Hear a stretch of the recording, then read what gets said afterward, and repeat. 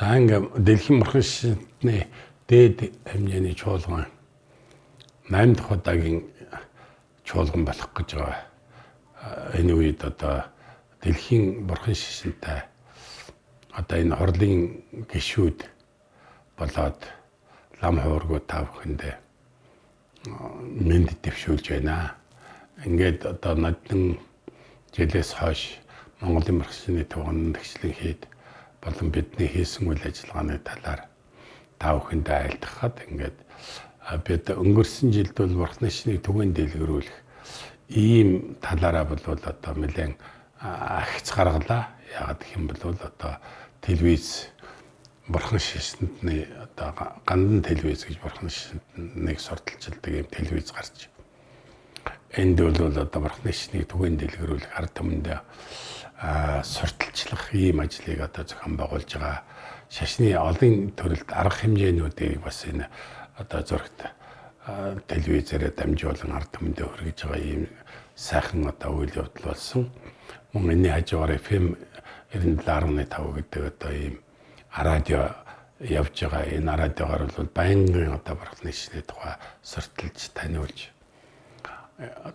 олон сайхан морхон шишний эрдэмт гэгэн сайхан лам нарын намтар түүх тэднүүдийн хийжсэн үйл ажиллагаа шашин амтны тусыг бүтээжсэн тэр сайхан үйл ажиллагааг тэргүүтээ одоо морхон шишний талаар гүн ухаан, яруу найраг тэгээд одоо эмнэлэг, зурхай тэргүүтээ салбар 10 ухааны орны чиглэлээр бас одоо ингээд яриа хийдэг ингээд телевиз, радио хоёр маань ийм энэ бол онцлог үйл явдал байлаа. Энэ бол одоо бие хүрэлцэхгүйгээр шууд одоо гэрийн хамартан залаатай байгаа телевизээр одоо биднэрийн дуу хоолой сонсогддог болж байгаа. Энэ бол морхон шишний хөгжил дэвшлтийг хэхэн явд нэмэр орно гэж ингэж одоо бодож байна.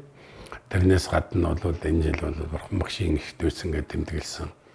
Энэ дүүцэн тэмдэглэхэд бол гадаадын орны олон хүмүүсүүд ирж оролцсны дээрээс одоо нэг 15 хоногийн хугацаанд энэ морхон шишнийг сурталчилсан морхон багшийн 3 их үйл явдал давхагдсан учраас тэрэн зориулсан одоо морхон багшийн сөрөг дүрийг бүтээж ингээд одоо Монгол улсын парламентын ордноос төв замаар ингэж явж жагсаал явж сүсгтэн олон болоод лам хуургуудын жагсаал явж ингээд гандагчлын Монголын морхон шишний туган нэгчлэн хийд дээр ирж ард олон оролцсон юм сайхан жагсаал болоод тэгээ бас морхон багшийн одоо мэндэлсэн төвсгийгээрсэн нирван дээр үзүүлсэн энэ урвыг төлөөсөн тэр бурхтыг гандан хийдийнхаа Монголын морхон шишний төвийн одоо хэрмэн дотор байрлуулж тэгээ тэнд бол 15 хоногийн турш дахил өргөж уншлага уншиж ингэж одоо анги тавны төлөө залбирал мөргөл хийж ингэж болоо сайхан өнгөрөөлөө.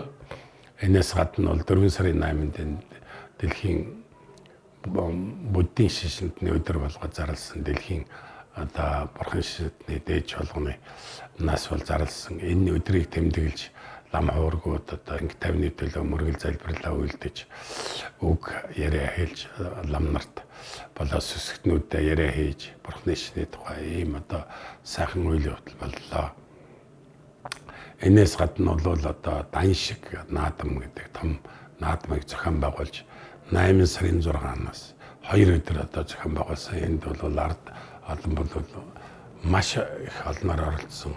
Гадаадаас бол одоо жуулчид бол хэдэн зуун мянгаар одоо ирсэн тооцоо гарч байгаа. 600 мянган орчим одоо гадаадын турист иржээ гэсэн ийм одоо 8 сард ирж гисэн ийм тооцоо байдаг. Тэгээд монголчууд бол асар их олноор ирсэн. Энэ үнийг бол Улаанбаатар хотын засаг захиргаатайгаа хамтарч ингээд Улаанбаатар хотын дарга Сумья базар маш их дэмжлэг үзүүлж ингээд хамтарсан одоо зохион байгуулалтаар хийлээ. Тэгээд цам бүжигдээ болоод ингээд шашны уралдаан тэмцээнүүдийг зохион байгуулсан явдал бол морхон шишинтэй улсуудыг ингээд хамтрах, нэгдэх, нэгтрах энэ үйл явцад бол маш их тус болсон. Энэ дээр бол морхны шишин буддийн гүн ухааны одоо мэтгэлцэн хийх лам нарын хоорондын ийм мэтгэлцэн уралдаан зохион байгуулсан. Тэрнээс гадна шашны хөгжмийн одоо уралдаан зохион байгуулсан. мөн одоо унзад хоолой энэ одоо уншлагын хоолойны одоо шалгалтууд явсан бас одоо энэ бурхан дөрөвдөг балин дорм тахлыг одоо хийдэг уран гартай лам нарын одоо уралдаан болсон зэргээр энэ лам нарын одоо Монголд байгаа энэ лам сүм хийдүүдийг төгөлдөр болгох биеийнхээ хамтран ажиллах ийм нөхцөлийг бүрдүүлэх үүднээс ийм сайхан уралдааныг зохион байгуулж мөнгөний шагналуудыг олгосон жишээний ийм одоо сайхан үйл явдлууд болсон. Тэрнээс гадна бол Монголын мархсны төвөөс одоо зохион байгуулж энэ нийт аймагуудаар явах юм одоо хөдөлгөөн өрнүүлээд миний хувьд бол одоо 8 аймгаар явж энэ одоо шашин судалжлахын ажилд бол биеэр оролцож ингээд тэр орон нутагт очиж одоо сүсгтэн олонд лекц хийх мөн одоо шашны тэмдэглэлт зүйлүүдийг хийх зэрэг эрдэм шинжилгээний хорон тэргүүтэн хийж тэр үедээ сүсгтэн олонд бол ингэж одоо бурхны шашнаас сурталчилсан ийм үйл ажиллагаануудыг явуулсан зэрэг одоо маш олон төрлийн нэг онцгой дурдах зүйл бол энэ жил маш том үйл явдал бол юу гэхээр Монголын бурхан шашны тэргүүн бол богж явцсан батгдаг гэдэг хувилгаан дүрээр одоо заларсан юм удирдагчтай байсан. Тэгээд 1924 оноос хойш энийг гаргахгүй үзэл сурталт автагдаж коммунизмын үед одоо байхгүй байсан ийм юм.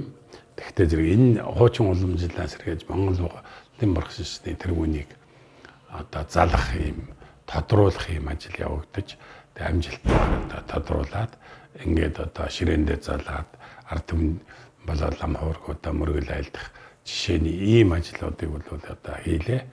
Тэрнээс гадна бол католик шашны удирдагч Поп Монгол улсын ерөнхийлөгчийн урилгаар Монгол оронд ирсэн. Тэр одоо Поп ламтай бол 2 удаагийн уулзалт хийж эхнийхт нь бол одоо Монгол улсын ерөнхийлөгч болоод Поп ламын айл дүрийг сонсч тэдэнтэй одоо санаа сэтгэл хуваалцах юм болцоогоо олж авсан.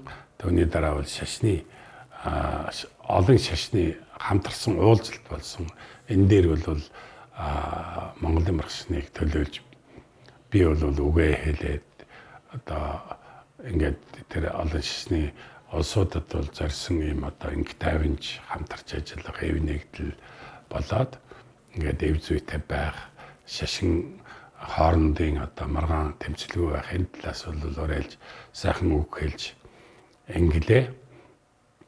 Тэгээ энэ бүгд бол цөмөрөө бурхан шашны хөгжил дэвшилт одоо их сайхан таатай нөлөө үзүүлнэ гэж биднүүд ийм төрлийн маш олон ажлуудыг хийлээ.